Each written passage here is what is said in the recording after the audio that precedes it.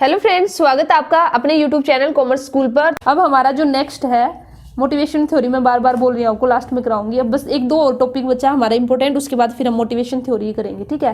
तो इसमें हम नेक्स्ट हम करेंगे, देखिए मैंने ये आपको हाँ ये एक दो टर्म है, बिल्कुल छोटी छोटी टर्म है लेकिन इंपॉर्टेंट है, ये मैं आपको बता रही हूँ यहाँ पे। तो यहाँ पे है एक तो हमारा मैनेजमेंट, इसमें जो इंपॉर्टेंट है ना वो बता दूँ मैं, मैनेजमेंट बाय ऑब्जेक्टिव। तो मैनेजमेंट बाय ऑब्जेक्टिव का मीनिंग क्या है, जिसको हम बोलते हैं MBO, ठीक है। और ये हमारा किसने दिया था, मैनेजमेंट बाय ऑब्जेक्टिव दिया था पीटर, कई बार पूछ लिया जाता है ये भी, पीटर ड्रकर ने, ठीक है। पीटर ड्रकर ने कब दिया था, 1954 में। तो management by objective is known as management by result भी इसको बोलते हैं, मैनेजमेंट बाय रिजल्ट, ठीक है। लिखो पूरा, is also known as management by results भी इसको हम बोलते हैं, ठीक है, मैनेजमेंट बाय रिजल्ट्स। और सबसे पहले इसको इंट्रोड्यूस कराया था किसने, मैंने आपको बता दिया, पीटर एफ ड्रकर ने। उसकी बुक आई थी 1954 में, जो बुक आई थी वो क्या थी, practice of management. Peter Drucker ने 1954 में उसकी बुक आई थी। बुक भी आपकी इंपॉर्टेंट है, ठीक है, नाम आपको पता होना चाहिए, कई बार पूछ लिया जाता है। बुक का नाम क्या है, the practice of management, the practice of management. ये बुक किसकी है, पीटर ड्रकर की, ठीक है। तो देखिए मैनेजमेंट बाय ऑब्जेक्टिव का मतलब क्या है, मैनेजमेंट बाय ऑब्जेक्टिव आपकी एक ऐसी प्रोसेस है जो डिफाइन करती है specific objective within an organization that management can convey to the organization members. Basically इसमें क्या है कि इसमें जब हम ऑब्जेक्टिव सेट करते हैं ना एक बिजनेस ऑर्गेनाइजेशन के, तो जो हमारे एम्प्लॉयज है ना उनका इन्वॉल्वमेंट भी इसके अंदर रहेगा, ठीक है। तो एम्प्लॉयज भी इसमें इन्वॉल्व होंगे जब भी गोल सेटिंग की जाएगी, ठीक है, उनके आइडियाज भी लिए जाएंगे। तो यही बेसिकली आपका क्या कहलाता है, मैनेजमेंट बाय ऑब्जेक्टिव। जो एम्प्लॉयज है उनको भी इंपॉर्टेंस इसके अंदर दी जाती है। ऐसा क्यों है, क्योंकि जो अगर हमारा जो management by objective effective way में होगा, जो हमारी प्लानिंग है, जो ऑर्गेनाइजिंग है, ठीक है, जो भी किसी भी वर्क की हम कोई भी हम काम करेंगे, अगर हमारा एम्प्लॉयज का पार्टिसिपेशन होगा, जब हम अपने बिजनेस के जो गोल्स है उसको सेट करेंगे, तो फिर हम उनको इतना ही इजीली फिर अचीव भी करेंगे। क्योंकि जो एम्प्लॉयज है उनको भी तो ये लगेगा ना कि भाई हमने खुद ही हमने अपने जो गोल है सेट किए, तो अब हमारी ये रिस्पॉन्सिबिलिटी बनती है कि भाई अब हम उनको अचीव करें। तो बेसिकली इतना इसके अंदर याद रखना, ठीक है। मैनेजमेंट बाय एक्सेप्शन है, ये मैंने वैसे बताया था लेकिन आप यहाँ पे लिख भी सकते हो, मैनेजमेंट बाय एक्सेप्शन, ठीक है। तो ये मैंने क्या बताया था, ये बता सकते हो, मैंने इसी वीडियो में बताया था आपको, ठीक है। इसके अंदर बेसिकली क्या है, इसके अंदर उन सिचुएशन, यहाँ पे क्या है, जो प्लान रिजल्ट्स है और जो एक्चुअल रिजल्ट्स है उनको हम कंपेयर करते हैं, इन्वेस्टिगेट करते हैं, और फिर वही बेसिकली जो हमारे रिजल्ट्स है उनको देखते हैं, फिर जहाँ पे डेविएशन उनको फाइंड आउट करते हैं। और बस आप ये याद रख लेना, ये हमारा दिया था FW टेलर ने, ठीक है। वैसे मैंने ये आपको बताया, वहाँ पे देख लेना, बता ही चुकी हूँ मैं आपको, अगर आप वीडियो पूरी कोई देख रहा होगा तो बीच में आ चुका मैनेजमेंट बाय एक्सेप्शन, ठीक है। तो मेनली यहाँ पे कहने का मतलब क्या, जो ओनली सिग्निफिकेंट डेविएशन है उन पर हम ध्यान देंगे, ठीक है, बस इसके अंदर यही है। और इसके बाद हमारा है, हाँ अभी एक टॉपिक और है हमारा इम्पोर्टेंट है, BCG, ठीक है। वैसे इसमें आपको एक दो और कराना है लेकिन ये भी करा देती हूँ, BCG मैट्रिक्स, BCG मैट्रिक्स, जो कि किसने दिया था, ब्रूस, ये आपका किसने दिया था, ब्रूस डी हेंडरसन ने, ठीक है। ये बेसिकली इसकी फुल फॉर्म क्या है, बोस्टन कंसल्टिंग ग्रुप, बोस्टन, इसकी फुल फॉर्म क्या है, इसकी फुल फॉर्म है बोस्टन कंसल्टिंग ग्रुप मैट्रिक्स, ठीक है। और ये हमारा दिया था, मैंने आपको बता दिया है, ब्रूस डी हेंडरसन ने, ठीक है। ये बेसिकली हमारा क्या है, एक पोर्टफोलियो है, या फिर जो आपका ये क्या है, एक ग्रोथ शेयर मैट्रिक्स है, ठीक है। पोर्टफोलियो डायग्राम भी इसको बोलते हैं, इसको बोस्टन कंसल्टिंग ग्रुप एनालिसिस भी बोलते हैं, बहुत सारे नाम है इसके। ये हमारा बेसिकली एक चार्ट है जिसको क्रिएट किया गया था ब्रूस डी हेंडरसन के द्वारा, कब 1970 में।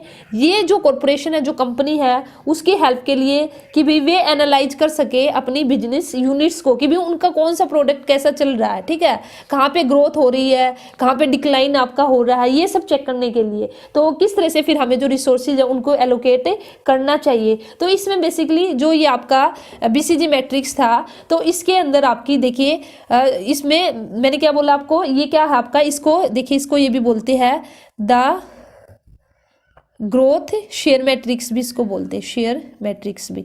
तो इसमें बेसिकली 4 सिचुएशन हमारी आएंगी, तो चारों में नेक्स्ट पेज पे करा देते हैं। तो 4 में इसमें जो प्रोडक्ट है उसको, प्रोडक्ट लाइन है उसको कैसे एनालाइज करेंगे, हमें एनालिसिस उसका करेंगे। तो इसमें आएगा, एक तो रहेगा हमारा स्टार। तो स्टार बेसिकली, स्टार में हमारा क्या रहेगा, जो शेयर रहेगा, शेयर भी हमारा हाई रहेगा, ठीक है, और इसी के साथ ही जो ग्रोथ रहेगी एंड जो ग्रोथ रहेगी वो भी हमारी क्या रहेगी, हाई। तो उस सिचुएशन को हम क्या बोलते हैं, स्टार सिचुएशन, जिसमें हमारी जो हमारा प्रोडक्ट है उसका शेयर भी हाई है और ग्रोथ भी हमारा क्या है, हाई है, ठीक है। सेकंड हमारी आती है cash cow. Cash cow, cash cow का मतलब क्या है हमारा, कैश काउ के अंदर हमारा क्या आएगा, जो हमारा शेयर है, शेयर तो रहेगा हाई शेयर रहेगा, लेकिन इसके अंदर जो आपकी ग्रोथ रहेगी वो क्या रहेगी, लो रहेगी, लो ग्रोथ, ठीक है। इसके बाद थर्ड हमारी एक ऐसी सिचुएशन आएगी जिसको कि बोलते हैं डॉग्स। तो डॉग्स में आपकी दोनों ही लो हो जाएंगे, ठीक है, शेयर भी आपका लो हो जाएगा और जो आपकी ग्रोथ है, ग्रोथ भी क्या हो जाएगी, लो हो जाएगी। तो ये आपको याद रखना, पेपर में आपको ऐसे दे दिया जाएगा कि बी डॉग्स के अंदर हमारा क्या सिचुएशन बनेगी, ठीक है, या फिर आपको ये दे दिया जाएगा कि भाई हमारा बीसीजी मैट्रिक्स के अंदर लो शेयर एंड लो ग्रोथ है, तो वह हमारी कौन सी सिचुएशन है, डॉग्स वाली सिचुएशन है। फोर्थ में हमारा क्या रहेगा, फोर्थ को बोलते हैं प्रॉब्लम चाइल्ड भी बोलते हैं इसको, और इसी के साथ ही इसको बोलते हैं क्वेश्चन मार्क, क्वेश्चन मार्क। तो इसके अंदर बेसिकली क्या रहेगा, इसमें शेयर तो रहेगा हमारा लो, ठीक है, शेयर रहेगा हमारा लो, लेकिन यहाँ पे अगर मैं बात करती हूँ किसकी, ग्रोथ की, तो हमारी जो ग्रोथ रहेगी वो क्या रहेगी, हाई ग्रोथ होगी हमारी। तो ये 4 सिचुएशन है। तो इसमें आपको मेन याद रखना, बीसीजी मैट्रिक्स से इसकी फुल फॉर्म ये किसने दिया था, और 4 इसके अंदर ये सिचुएशन है। और इसमें बेसिकली जो एक कॉर्पोरेशन है वो क्या करती है, जो अपना प्रोडक्ट लाइन है उसको एनालिसिस करती है और देखती है कि भाई जो मेरा प्रोडक्ट है वह कैसा चल रहा है, कि भाई वो स्टार वाली पोजिशन में है, कैश काउ वाली पोजिशन में, डॉग्स वाली में है, तो फिर उसके हिसाब से हम क्या कर सके, फिर डिसीजन ले सके, ठीक है। जैसे अगर डॉग वाली सिचुएशन में आ रखा प्रोडक्ट, शेयर भी लो और आगे ग्रोथ भी नहीं है, तो इस केस में हम क्या डिसीजन सकते हैं कि भाई ये इस प्रोडक्ट को तो मार्केट से निकाल ही ले, इसमें तो हमने इन्वेस्टमेंट करना बंद ही कर दे, तभी हमें फायदा होगा, ठीक है। तो उस बेस पे इससे को एनालिसिस करके, इस पोर्टफोलियो के बेस पे जो एक कंपनी होगी, कॉर्पोरेशन होगी, वो डिसीजन लेगी, ठीक है। हाँ, अब इसके बाद हमारा ये भी हमारा बहुत ही इंपॉर्टेंट है, यहाँ पे कई बार है ना आपसे ना वो इसकी प्रोसेस पूछ ली जाती है, ठीक है, कि भी क्या प्रोसेस है, क्या स्टेप रहेंगे। ग्रुप डेवलपमेंट, ग्रुप डेवलपमेंट ये हमारा किसने दिया था, ये भी आप लोगों को पता होना चाहिए। ग्रुप डेवलपमेंट दिया था हमारा ब्रूस टकमैन ने। टकमैन याद कर लेना लास्ट वाला, उससे भी आपका काम चल जाएगा। तो देखिए ग्रुप डेवलपमेंट की बात करती हूँ, तो ग्रुप डेवलपमेंट इसके अंदर आपको बेसिकली क्या करना है, 5 स्टेज इसने दी थी, ग्रुप डेवलपमेंट की 5 स्टेज दी गई थी, किसके द्वारा, टकमैन के द्वारा, ठीक है। तो वे हमारी कौन कौन सी स्टेज है वे मैं आपको बता देती हूँ। 5 स्टेजेस थी डेवलपमेंट की, तो उसको हम 1 बाय 1 डिस्कस कर लेंगे, ठीक है। तो जो फर्स्ट स्टेज थी वो थी फॉर्मिंग। तो देखिए यहाँ पे आपका ना ये आपसे स्टेजेस पूछी जा सकती है। जो सेकंड थी, फर्स्ट सेकंड थी आपकी स्टॉर्मिंग, और जो थर्ड है आपकी नॉर्मिंग, और जो फोर्थ स्टेज है ये है आपकी परफॉर्मिंग, ठीक है। कई बार आपको 4 भी मिल सकती है, वैसे तो 5 ही है। और फिफ्थ आपकी एडजॉर्निंग। हो सकता है कि क्वेश्चन आपसे यही पूछ लिया जाए कि भाई थर्ड आपकी कौन सी स्टेज है, फोर्थ आपकी कौन सी है, तो आपको पता होना चाहिए ग्रुप डेवलपमेंट की। तो फॉर्मिंग में हमारा क्या रहेगा, मैं थोड़ा थोड़ा आपको बता भी देती हूँ। ये आपकी फर्स्ट स्टेज है, ग्रुप डेवलपमेंट की, ठीक है। इसके अंदर बेसिकली क्या रहेगा, जो हमारा ग्रुप है उसकी जस्ट स्टार्टिंग हुई है, ग्रुप हमारी फॉर्मेशन हुई है, जस्ट स्टार्टिंग हुई है, जो पर्सन्स है वे साथ में एक साथ आए हैं, ठीक है। तो यहाँ पे कहीं ना कहीं एंग्जाइटी और आपकी अनसर्टेनिटी रहेगी, कोई किसी को जानता नहीं, भी अभी अभी आए हैं। फिर सेकंड हमारा हो जाएगा स्टॉर्मिंग। तो जो सेकंड स्टेज रहेगी इसमें थोड़े थोड़े आपके कॉन्फ्लिक्ट राइज होंगे, आपका कंपटीशन आपका आएगा, ठीक है, क्योंकि अब आप लोग जैसे एक ग्रुप है बना दिया, कोई किसी को नहीं जाता, फॉर्मिंग में जस्ट क्रिएशन हुई है, अब थोड़ा थोड़ा जानने तो लगे, लेकिन कहीं ना कहीं भी कोई दिखाएगा कि भी मैं आपसे सुपीरियर हूँ, मेरे अंदर ज्यादा नॉलेज है, तो कहीं ना कहीं यहाँ पे आपके कॉन्फ्लिक्ट की सिचुएशन आपकी राइज होगी। फिर थर्ड आ जाएगा नॉर्मिंग। तो नॉर्मिंग जो स्टेज रहेगी, यहाँ पे जो लोगों के बीच में जो डिफरेंसेस आए थे वे उनको सोल्व करना स्टार्ट कर देंगे। इसी के साथ ही जो उनके क्लिक्स है वे यहाँ पे उनकी अप्रिशिएशन भी करना स्टार्ट कर देंगे, उनको अप्रिशिएट करेंगे, भाई अगर किसी ने अच्छा काम किया, भाई हाँ तूने अच्छा किया। जो फोर्थ स्टेज आ जाएगी आपकी, ये फिर आपको फाइनली ये जो आपकी स्टेज रहेगी परफॉर्मिंग स्टेज रहेगी, यहाँ पे अब आप सभी मिलकर अब आप लोगों की एक टीम क्रिएट हो चुकी है, तो आप उस टीम के अकॉर्डिंग काम करोगे और जो गोल आपको अपने अचीव करोगे, ठीक है। तो इस तरह से आपकी ये स्टेज हो जाएंगी, तो आप इनको याद रख लेना। तो इसी के साथ ही हमारा ग्रुप डेवलपमेंट है। फिर हमारा आ जाएगा बिजनेस एथिक्स। नेक्स्ट हमारा टॉपिक है बिजनेस एथिक्स, ठीक है। तो देखिए बिजनेस एथिक्स का मतलब क्या है। सबसे पहले तो जो ये एथिक्स वर्ड है, ये हमारा कहाँ से आया है, एथिक्स जो टर्म हम बोल सकते हैं ये आया हमारा ग्रीक से, ठीक है, ग्रीक वर्ड से आया, यहाँ पे लिख देती हूँ, ग्रीक वर्ड से आया है। और ग्रीक वर्ड था हमारा क्या, ये था हमारा इथोस। और इसका मतलब क्या है, इसका मतलब है इट मीन्स कैरेक्टर। इथोस का मतलब क्या है, कैरेक्टर या गाइडिंग बिलीफ, स्टैंडर्ड, आइडियल, ठीक है, that pervade a group commonly people. मतलब कि भाई कुछ आपके कुछ कैरेक्टर्स है, कुछ गाइडिंग बिलीफ्स है जो एक ग्रुप के अंदर आपको देखने को मिलते हैं। इस वर्ड का मतलब आपका ये हुआ। तो एथिक्स का बेसिकली यहाँ पे अगर मैं बिजनेस एथिक्स की बात करती हूँ तो बिजनेस एथिक्स का मीनिंग आपका क्या है कि भाई इसका मतलब क्या है, कुछ मोरल प्रिंसिपल है आपके, मोरलिटी से रिलेट करेगा, ठीक है, कुछ मोरल प्रिंसिपल है आपके एक बिजनेस के, स्टैंडर्ड है, कुछ क्या है, स्टैंडर्ड्स है, या फिर एंड एक बिजनेस का कोड ऑफ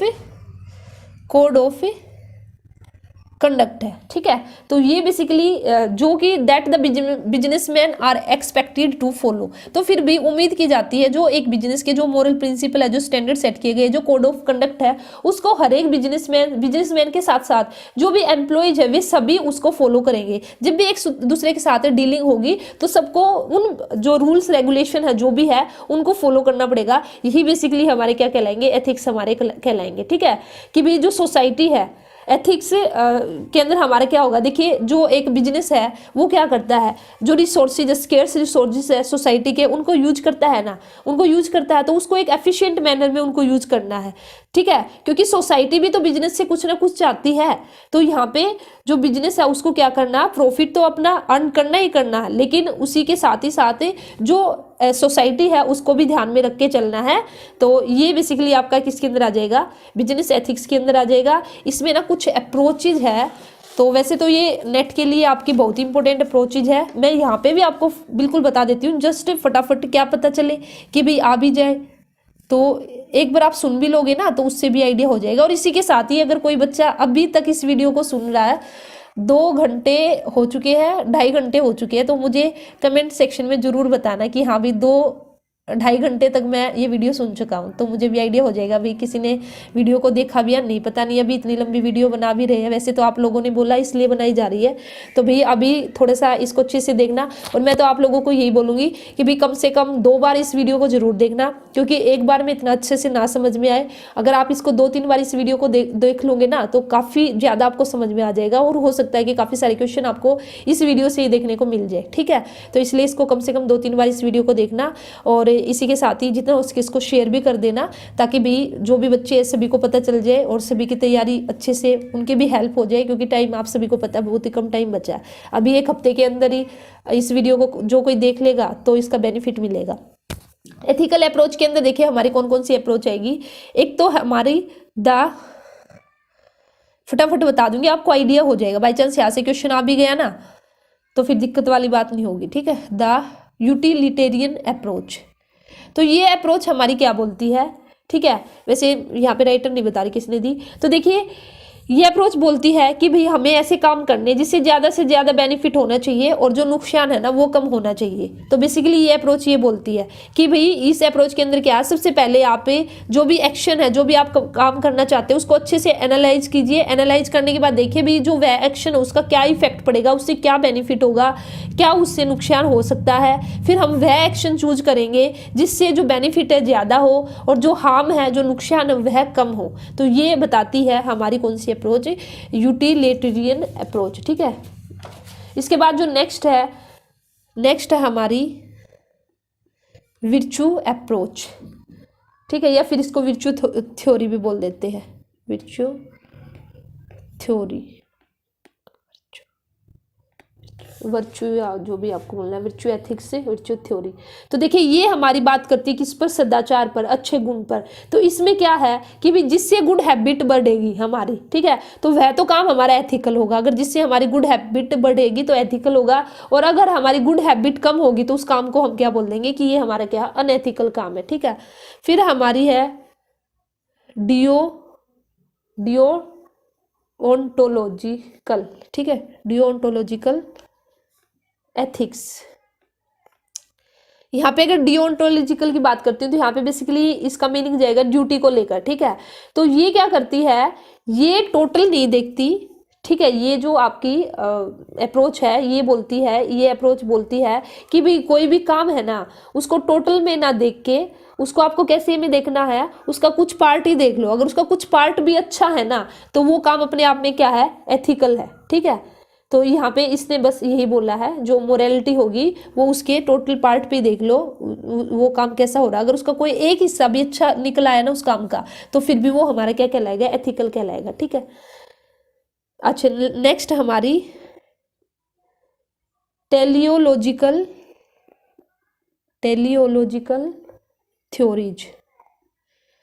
अब देखिए ये क्या बोलती है, ये हमारी बोलती है कि भाई रिजल्ट अच्छा होना चाहिए। ये थ्योरी बोलती है कि भाई हमारा जो रिजल्ट है ना वो अच्छा होना चाहिए, चाहे कैसे भी आए रिजल्ट हमारा अच्छा आ जाए, चाहे फिर वो गुड वे करके हमने कोई अच्छा काम करके आया है या फिर हमने कुछ बैड काम किया वह करके आया, लेकिन रिजल्ट फाइनली हमारा क्या आना चाहिए, अच्छा आना चाहिए। ये बोलती है ये थ्योरी। ठीक है, तो ये था आपका, और यहाँ पे दो और है, जस्टिस थ्योरी और सिक्स था आपका थ्योरी ऑफ ईगोइज्म।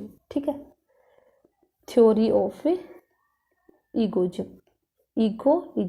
ठीक है, तो जस्टिस थ्योरी हमारी क्या बोलती है, ये हमारी एक, इसको फेयरनेस अप्रोच भी बोलते हैं।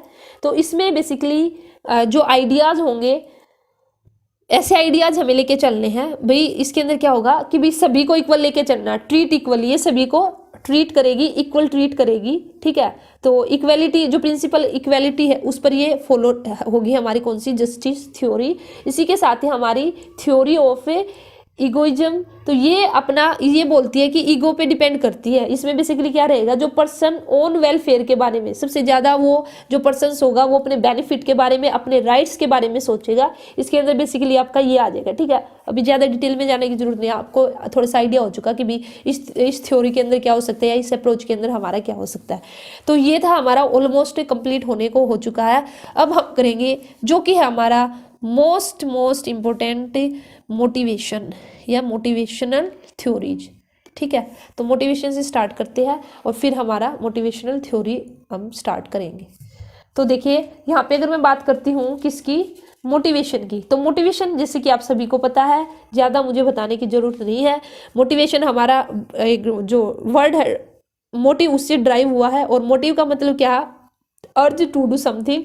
ठीक है, और मोटिवेशन को हम डिफाइन कर सकते हैं, प्रोसेस ऑफ इंड्यूसिंग और inspiring people to take the desired course of action, कि भी लोगों को इंस्पायर करना, कि भी जो हम काम उनसे कराना चाह रहे हैं उनको मोटिवेट करना, कैसे भी उनको मोटिवेट करो, इंसेंटिव दे के या उनकी प्रेज करके, ताकि जो हमारे गोल्स हैं उनको हम अचीव कर सके। ठीक है, तो अब हम बात करेंगे इसके अंदर सबसे मेन है जो कि है थ्योरीज ऑफ मोटिवेशन।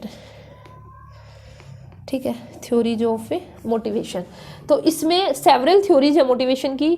ठीक है, कुछ थ्योरीज को हम कंटेंट थ्योरीज बोलते हैं और कुछ थ्योरीज को हम प्रोसेस थ्योरीज बोलते हैं। तो मैं सभी थ्योरीज को आपको एक साथ बता दूंगी। तो सबसे पहले सबसे इजी आप सभी को पता है मैस्लोज या मास्लोज भी इसको बोलते हैं, मैस्लो भी बोलते हैं, नीड हियरार्की, ठीक है, नीड हियरार्की थ्योरी। तो देखिए सबसे पहले ये हमारी किसने दी थी, Maslow need hierarchy theory Abraham Maslow ने दी थी। ठीक है, नाम लिखने की जरूरत नहीं है, फिर भी लिख देती हूँ चलिए क्योंकि इंपॉर्टेंट है ये। अब्राहम मैस्लो के द्वारा ये थ्योरी दी गई थी। ठीक है, ये थ्योरी हमारी क्या बोलती है, ये बोलती है उसके अकॉर्डिंग, मैस्लो के अकॉर्डिंग क्या था, जो नीड्स है उनको हमें अरेंज करना है एक हियरार्की में, एक ऑर्डर में। ठीक है, कैसे कि भाई जो भी कोई पर्सन होगा वो क्या करेगा, सबसे पहले वह अपनी जो बेसिक्स नीड होगा ना उसको पूरी करेगा, फिर उसके बाद वो बेसिक नीड पूरी होने के बाद फिर वो सेफ्टी नीड पे जाएगा। तो इस तरह से वो लो नीड से हाई नीड पर जाएगा। ठीक है, हायर नीड पर वो पोस्टपोन होता रहेगा। तो इसमें बेसिकली उसने 5 नीड्स की बात की। तो 5 नीड्स कौन कौन सी थी, 5 नीड्स की जो बात की थी, तो सबसे पहली थी हमारी जो बिल्कुल बेसिक्स थी, वो थी हमारी फिजियोलॉजिकल नीड। ठीक है, तो इसके अंदर हमारी क्या आएगी, जो हमारी बेसिक्स नीड्स है, बेसिक नेसेसिटीज है लाइफ की, जैसे कि भी सबसे पहले आदमी क्या चाहिए, उसको बोलते हैं ना रोटी कपड़ा मकान। ठीक है, फूड क्लॉथ और शेल्टर। तो सबसे पहले आदमी होगा, जो भी पर्सन होगा, वो अपनी जो ये नीड है ना इनको पूरी करेगा, और ये बेसिक्स नीड्स कहलाती है। उसके बाद अगर किसी की ये नीड पूरी होगी, उसके बाद वो जाएगा सेकंड नीड पे, जिसको कि हम बोलते हैं सिक्योरिटी नीड या फिर सेफ्टी नीड, जिसको हम क्या बोलते हैं, सिक्योरिटी या फिर सेफ्टी नीड। अब भाई मुझे रोटी कपड़ा मकान मेरा हो चुका, अब कहीं ना कहीं मुझे थोड़ी सी सिक्योरिटी की चिंता रहेगी, सेफ्टी की चिंता रहेगी। ठीक है, फिजिकल डेंजर्स की, इसके लिए अभी मैं थोड़ा सा सिक्योर होकर चलूंगी कि भाई हाँ इन फ्यूचर हो सकता है कि भी मेरे साथ कुछ भी हो सकता है ना, अभी बीमार हो जाए, कुछ बीमारी आ जाए, तो उसके लिए कुछ ना कुछ पैसे मुझे बचा के चलने हैं। तो कहीं ना कहीं ये हमारी क्या हो जाएगी, इन फ्यूचर हो सकता है भी एक्सीडेंट वगैरह कुछ हो जाए, तो उसके लिए जरूरी है कि हमारे पास कुछ ना कुछ पैसे वगैरह ही हो। तो ये हमारी हो जाएगी सिक्योरिटी नीड। अब सिक्योरिटी नीड भी उसकी हो चुकी है पूरी। ठीक है, अब आएगी हमारी थर्ड नंबर पे सोशल नीड। ठीक है, ह्यूमन बीइंग क्या है, हमें सोसाइटी में रहना, समाज में रहना, तो समाज में रहना तो उसी के अकॉर्डिंग हमें चलना पड़ेगा। मैन क्या है, एक सोशल एनिमल है, तो उसको भी अफेक्शन चाहिए, लव चाहिए। ठीक है, वो रिलेशनशिप बनाएगा। तो ये सारी की सारी किसके अंदर आ जाएगी, सोशल नीड के अंदर। फिर आ जाएगा सेल्फ, फोर्थ नंबर पे। ठीक है, self esteem need, self esteem need. तो ये हमारी किससे रिलेटेड है, ये हमारे रिलेटेड हमारा जो है सेल्फ रिस्पेक्ट। यहाँ पे हमारा क्या आ जाएगा, सेल्फ। देखिए यहाँ पे आ जाएगा लव, अफेक्शन, सोशल नीड के अंदर रिलेशन, यहाँ पे हमारा रिलेशन भी आ जाएगा। ठीक है, यहाँ पे अब हमारे क्या आ जाएगा, सेल्फ रिस्पेक्ट हमारी आ जाएगी। ठीक है, सेल्फ रिस्पेक्ट है, सेल्फ कॉन्फिडेंस है, ये सब आ जाएगा सेल्फ एस्टीम नीड में, कॉन्फिडेंस। ठीक है, इसके बाद हमारा जो भी feelings of personal worth, feeling of being unique and recognition, यहाँ पे ये वर्ड भी सेल्फ एस्टीम नीड में ही आएगा। हमारा एक पहचान बनाना चाहेगा ना हर कोई भी, मेरी भी कोई ना कोई पहचान हो। ठीक है, इसके बाद हमारा फिफ्थ है, ये इंपॉर्टेंट है, रिकॉग्निशन सेल्फ एस्टीम नीड में। ठीक है, क्या आपसे ये क्वेश्चन आ जाए कि जो रिकॉग्निशन है वो कौन सी नीड के अंदर आएगा, मैस्लो की। तो इसके बाद हमारा है लास्ट है हमारी सेल्फ एक्चुअलाइजेशन, आत्म सिद्धि, एक तरह से हम बोल सकते हैं कि भाई ठीक है सब कुछ हो गया, अब बंदा ये सोचता है कि भाई मैं क्यों आया हूँ दुनिया, मेरा क्या पर्पज है मेरी लाइफ का। ठीक है, तो ये आ जाएगी आपकी सेल्फ एक्चुअलाइजेशन नीड। इस नीड में हमारा क्या होगा कि भाई वो जो बंदा, जो भी पर्सन होगा, need to maximize one desire से become more and more what one is to be become, भाई वो क्या करना चाहता है क्या नहीं। ठीक है, तो यहाँ पे ये आ जाएगी हमारी बिल्कुल लास्ट नीड आ जाएगी। तो ये हमारी थी थ्योरी ऑफ मोटिवेशन में first theory, Maslow need hierarchy theory. तो ये याद रख लेना भाई, 5 नीड दी है और 5 नीड के अंदर हमारा बेसिकली क्या क्या आएगा। ठीक है, तो सिक्योरिटी के अंदर बेसिकली वही सेफ्टी, ये तो हो ही जाएगा। अगर सिक्योरिटी सेफ्टी इसके अंदर ये सब आ जाएगा। फिजिकल, इसमें आप ये लिख सकते हो कि भाई हो सकता है कि इन फ्यूचर हमें कुछ फिजिकल डेंजर होने का डर हो। ठीक, कोई भी खतरा हो सकता है, इसके अंदर ये लिख सकते हो। इसके बाद नेक्स्ट है सेकंड थ्योरी है Herzberg motivation and hygiene theory. ठीक है, मोटिवेशन एंड हाइजीन, ये थ्योरी है ना जो हमारी, ये इसी की तरह थोड़ी थोड़ी मैस्लो की थ्योरी की तरह, ठीक है। कंपेयर भी हम इसमें कर सकते हैं, या फिर इसको हमें टू फैक्टर थ्योरी भी बोलते हैं, टू फैक्टर थ्योरी। तो देखिए हर्ट्जबर्ग ने ये दी थी हमारी, ये थ्योरी गिवन बाय फ्रेडरिक हर्ट्जबर्ग, तो लिख भी सकते हो ये किसने दी थी, ये थी हमारी गिवन बाय, कंप्लीट होने ही वाला अब तो बस, ठीक है, गिवन बाय फ्रेडरिक। एटलीस्ट आपको ये पता होना चाहिए कि भाई ये किसने दी है, और थोड़ा सा ये भी आइडिया होना चाहिए कि भाई इस थ्योरी के अंदर क्या बोला गया, ठीक है।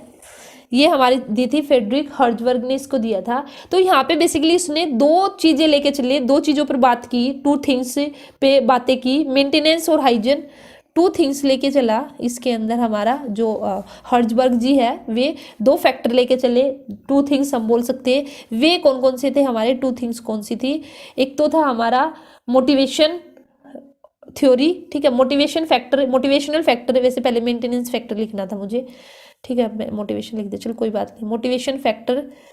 और हमारा था सेकंड था हमारा मोटिवेशनल फैक्टर और मेंटेनेंस फैक्टर, ठीक है, मोटिवेशनल फैक्टर और मेंटेनेंस, क्योंकि फर्स्ट फैक्टर है ना, मेंटेनेंस ही होना चाहिए था, कोई बात नहीं। मेंटेनेंस फैक्टर और मोटिवेशनल फैक्टर लेके चला, मोटिवेशनल फैक्टर ये फर्स्ट है और ये सेकंड है।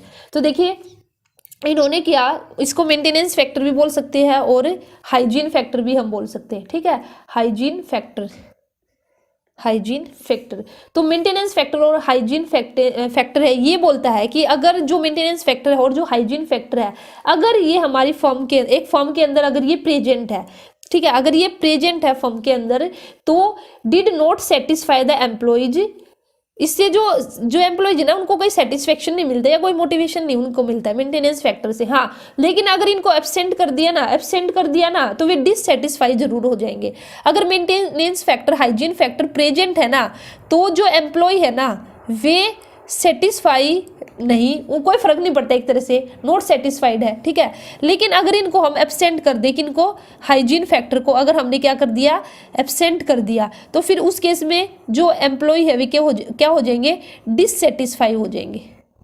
तो ये बात आपको याद रखनी है, डिससेटिस्फाइड हो जाएंगे अगर एम्प्लॉय, अगर, इसलिए इनको डिससेटिस्फाइड फैक्टर भी बोलते हैं, ठीक है। और ये यहाँ पे टोटल हमारे जो मेंटेनेंस फैक्टर है, टोटल 10 फैक्टर है, ये 10 फैक्टर है टोटल, 10 हाइजीन फैक्टर्स है, जॉब से रिलेटेड है ये हमारे, क्या कि भी कंपनी की पॉलिसी है, अगर कंपनी की पॉलिसी है तो कोई उनको सेटिस्फेक्शन नहीं मिल रहा है जो हमारे एम्प्लॉयज है, लेकिन अगर पॉलिसीज नहीं होगी ना तो वे डिससेटिस्फाइड जरूर हो जाएंगे, ठीक है। टेक्निकल सुपरविजन है, इंटरपर्सनल रिलेशनशिप है विद द सुपरवाइजर है, उनके साथ हमारा रिलेशनशिप कैसा है, पीयर्स के साथ रिलेशनशिप कैसा है, सबऑर्डिनेट के साथ रिलेशनशिप कैसा है, सैलरी हमारी कितनी है, देखिए सैलरी उनको मिल रही है लेकिन उससे उनको इतना ज़्यादा सेटिस्फेक्शन नहीं है, लेकिन अगर आपने सैलरी कम कर दी ना या सैलरी नहीं दी तो वे डिससेटिस्फाइड हो जाएंगे। जॉब सिक्योरिटी है, पर्सनल लाइफ है, वर्किंग कंडीशन है, स्टेटस है। तो ये सारे के सारे 10 फैक्टर है। आपके पास बुक होगी कोई ना कोई, एक बार वहाँ से और रीडिंग मार लेना, ठीक है, इन 10 फैक्टर की। सेकेंड है हमारा मोटिवेशनल फैक्टर। तो मोटिवेशनल फैक्टर क्या बोलते हैं कि भाई अगर हमने इन फैक्टर को इंक्रीज कर दिया, अगर मोटिवेशनल फैक्टर को हमने क्या कर दिया, इंक्रीज कर दिया ना, तो जो हमारे एम्प्लॉयज है वे स्ट्रांगली सेटिस्फाई होंगे। अगर इंक्रीज कर दिया तो हमारे एम्प्लॉयज सेटिस्फाई होंगे। और वही दूसरी तरफ अगर हमने क्या कर दिया, डिक्रीज कर दिया ना इन फैक्टर्स को, ठीक है, तो इनसे उनका जो लेवल ऑफ सेटिस्फेक्शन है वो नॉट अफेक्टेड। इंक्रीज कर दिया तो ठीक है भाई, और नहीं तो अगर हमने डिक्रीज कर दिया ना तो फिर यहाँ पे उल्टा हो गया, इसका थोड़ा उल्टा चलेगा इसमें। अगर इसमें इंक्रीज कर दिया तो उनको सेटिस्फेक्शन मिलेगा, और यहाँ पे क्या था, यहाँ पे इंक्रीज कर रहे थे या फिर ये फैक्टर प्रेजेंट थे तो उनके सेटिस्फेक्शन पे कोई फर्क नहीं पड़ रहा था मेंटेनेंस में, लेकिन यहाँ पे फर्क पड़ेगा। यहाँ पे अगर डिक्रीज कर दिया तो कोई फर्क नहीं पड़ेगा, लेकिन यहाँ पे मेंटेनेंस में अगर डिक्रीज कर दिया या हटा दिया, उन फैक्टर को नहीं दिया, तो फिर हमारा डिससेटिस्फेक्शन मिलेगा, ठीक है। तो इसके अंदर जो मोटिवेशनल फैक्टर है ये हमारे टोटल 6 फैक्टर है, और वे हमारे कौन कौन से है, जो 6 फैक्टर है, अचीवमेंट है, रिकॉग्निशन है, एडवांसमेंट है, work itself, possibility of growth और रिस्पॉन्सिबिलिटी। ये आप लोग एक बार चेक कर लेना, ठीक है। तो जो यहाँ पे मैस्लो लोअर ऑर्डर नीड है, ठीक है, तो जो मैस्लो की जो मैंने अभी आपको बताई लोअर आपकी जो लोअर नीड रहेगी, मैस्लो की लोअर ऑर्डर नीड रहेगी, उसमें हमारी कौन कौन सी आएगी, उसमें हमारी आ जाएगी फिजियोलॉजिकल और सिक्योरिटी और सोशल नीड्स से। तो वो तो आ जाएगी जो, अगर मैं यहाँ पे मैं कंपेयर करूंगी तो जो हर्ट्जबर्ग की ये जो है ना मेंटेनेंस फैक्टर है, इसके अंदर आ जाएगी हमारी जो मेंटेनेंस फैक्टर है ना, इसके अंडर में हमारी आ जाएगी जो मैस्लो की लोअर ऑर्डर नीड्स है। ठीक है, तो वे लोअर ऑर्डर नीड्स कौन कौन सी थी, फिजियोलॉजिकल,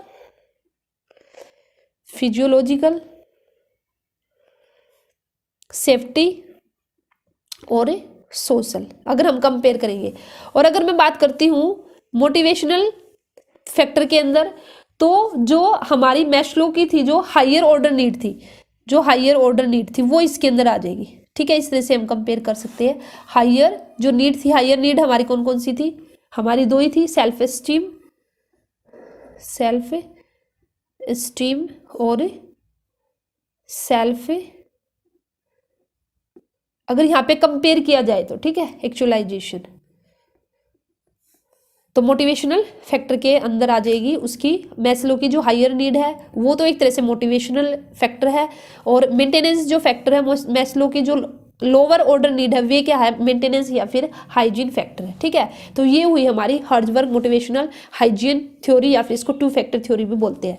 अब हमारी थर्ड थ्योरी है मैकलेलैंड नीड थ्योरी, मैकलेलैंड नीड थ्योरी। ठीक है, या फिर इसको हम थ्री नीड थ्योरी भी बोलते हैं, थ्री नीड थ्योरी। तो इसके अंदर बेसिकली क्या है, इसको जैसे कि मैंने बोला, इसको क्या बोलते हैं, थ्री नीड्स थ्योरी। तो इसके अंदर तीन नीड की बात की गई है, कौन कौन सी, नीड फॉर पावर। ठीक है, ज़्यादा डिटेल में नहीं जाना, एक आइडिया हमें हो जाना चाहिए कि भाई इसके अंदर ये बात है। नीड फॉर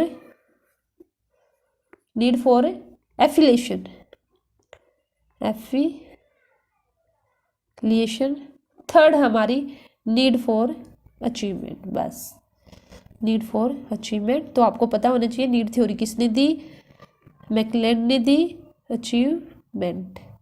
और उसके अंदर तीन नीड की बात की गई, नीड फॉर पावर और need for affiliation. Need for power की बात करती हूँ तो इसमें हम बात करेंगे हाई पावर की।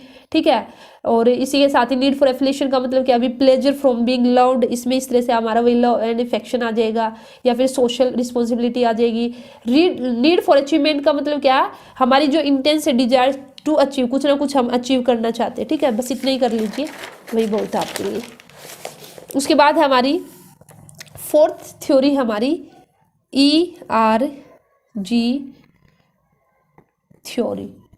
ये हमारी किससे रिलेटेड है, E स्टैंड फॉर एग्जिस्टेंस। ठीक है, E stand for existence, R means relatedness, और यहाँ पे है G स्टैंड फॉर ग्रोथ। ठीक है, ERG थ्योरी। और ये जो हमारी ERG थ्योरी है, ये किसने दी है, ये दी है एल डर्फर ने। ठीक है, गिवन बाय, नाम भी ऐसे ऐसे हो जाते हैं, एल डर्फर, जो भी अभी प्रोनाउंसिएशन में मिस्टेक हो तो माफ कर देना। ठीक है, गिवन बाय एल डर्फर ने।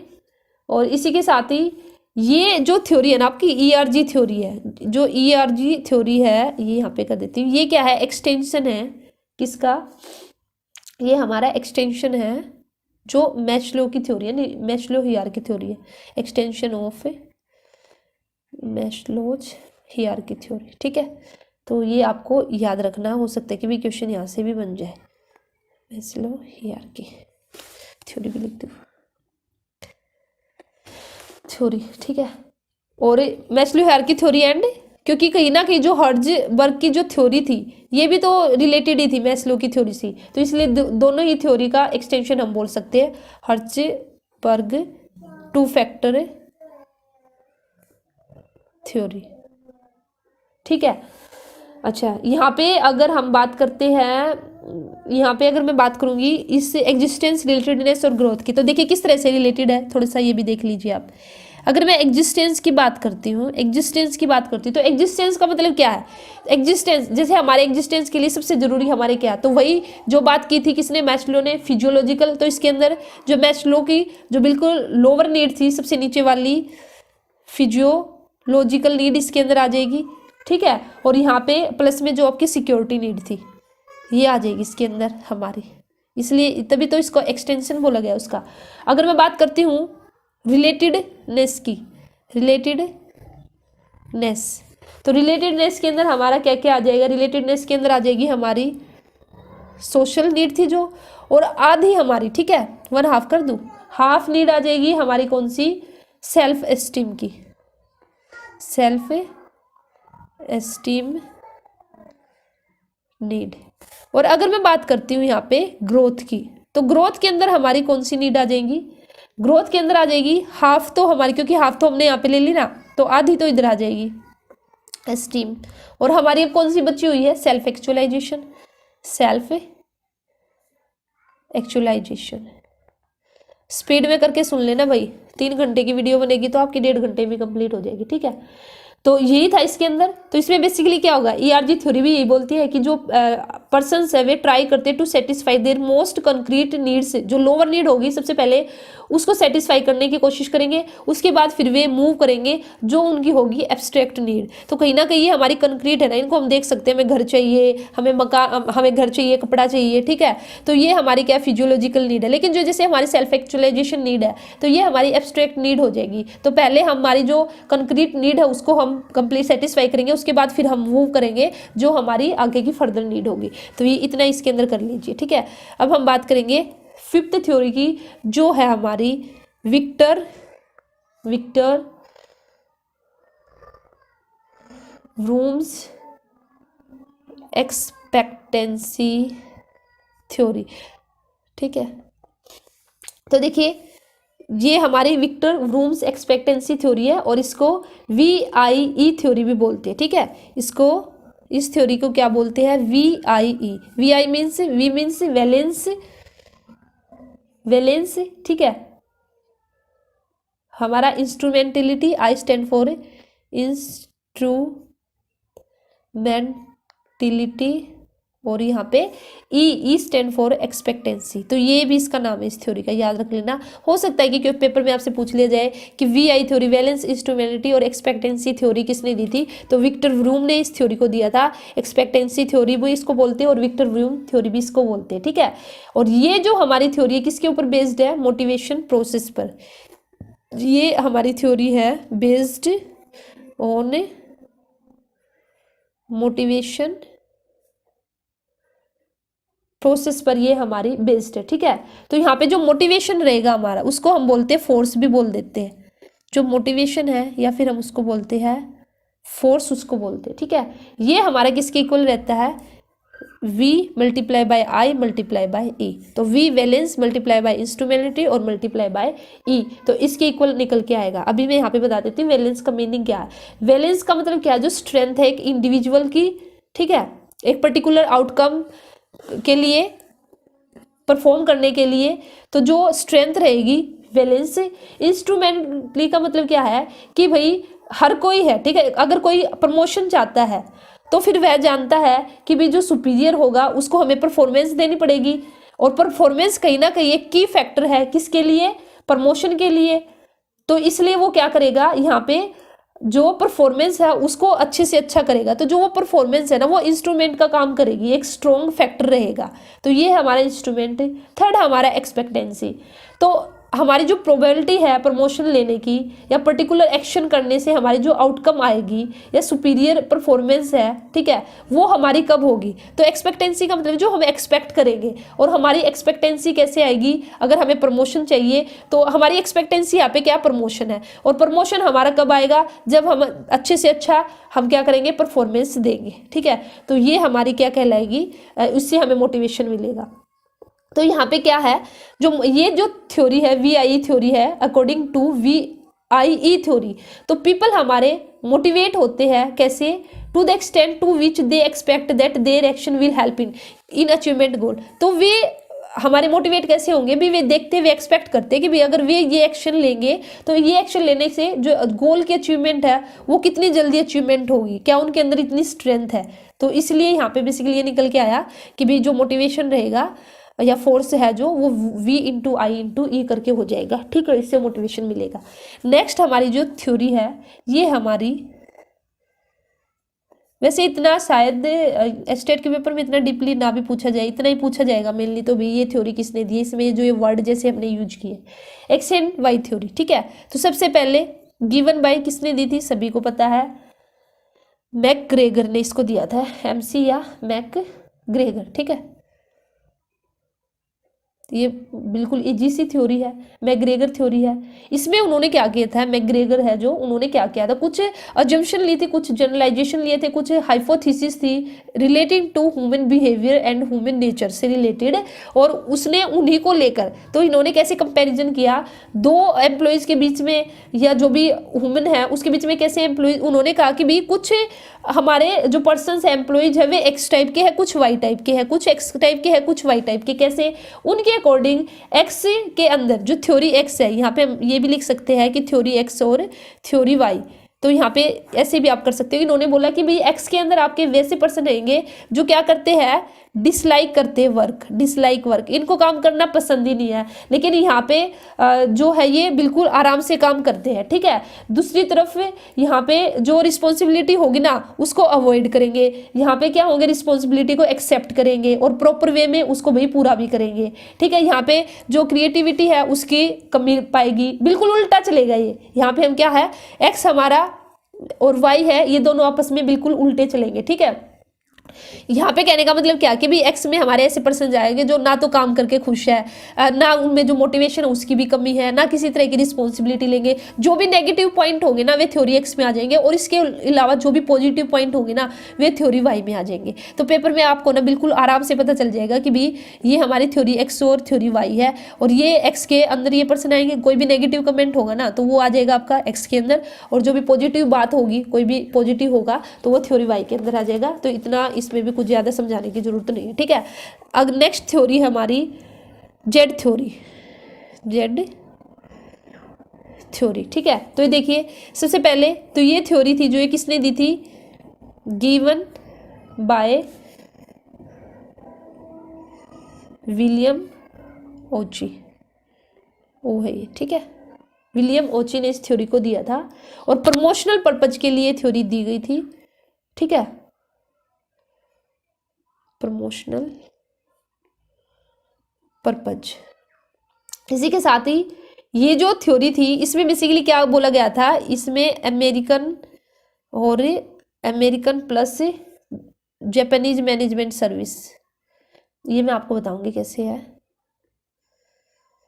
इसमें ये बोला गया था कि भाई जिस तरह से जापान के अंदर काम होता है ना, जो भी वर्किंग रहती है, अगर सेम अमेरिका में फॉलो किया जाए ना तो जल्द ही हमारी क्या होगी, जो डेवलपमेंट होगी, ठीक है। 5 इस थ्योरी के अंदर हमारे बेसिक 5 फीचर्स थे, क्या, फर्स्ट था हमारा ट्रस्ट, फिर हमारा ट्रस्ट होना चाहिए सबसे पहले तो, और सेकंड हमारा एक जो स्ट्रॉन्ग बॉन्डिंग होनी चाहिए किसके बीच में, ऑर्गेनाइजेशन और एम्प्लॉयज के बीच में, एम्प्लॉय इन्वॉल्वमेंट होना चाहिए, ठीक है। अच्छा, नो फॉर्मल स्ट्रक्चर, यहाँ पे टीम वर्क होना चाहिए, फॉर्मल स्ट्रक्चर नहीं होना चाहिए, कोऑर्डिनेशन होना चाहिए। अगर ये सब होगा, या सिंपल वर्ड्स में अगर मैं बताना चाहूँ, जो विलियम ओची है वे क्या कहना चाहते थे कि भी जो जापानीज कंपनी है ना वे क्या, वहाँ पे ट्रस्ट है, स्ट्रॉन्ग बॉन्ड है between the employee and employer के बीच में, वहाँ पे जो सजेशन है वो भी एम्प्लॉय से ली जाती है, एम्प्लॉय का इम्प्लॉयमेंट है, कोऑर्डिनेशन है। अगर ऐसा भी अमेरिकन कंपनीज भी ऐसा फॉलो करे तो अमेरिकन कंपनीज जापानीज कंपनी की तरह जल्द ही उसमें क्या देखने को मिलेगा, उनको सक्सेस उनको देखने को मिलेगी, ठीक है। तो बेसिकली इसके अंदर ही बोला गया, ज्यादा और कुछ नहीं है। जापानीज है उसको फॉलो करने के लिए बोला गया कि वहाँ पे काफी अच्छा देखने को मिलता है। जापानीज में वहाँ पे जाओगे तो कोऑर्डिनेशन लोगों के बीच में, वहाँ पे गोल्स है उसको अच्छे से अचीव करते हैं। तो वही बोलते हैं कि भाई अगर ऐसे ही अमेरिकन भी फॉलो करे तो उनको भी सक्सेस जल्दी से मिलेगी। तो मेन आप इसमें याद रख लेना कि जेड थ्योरी किसने दी थी, विलियम ओची ने दी थी, ठीक है। तो भाई ये थी आपकी मोटिवेशन थ्योरी। तो मैंने 7 थ्योरी आपको करा दी है। तो चलिए फिर मिलते हैं नेक्स्ट वीडियो में। चैनल को सब्सक्राइब कर लीजिए अभी तक नहीं किया है, और finally best of luck for your exam.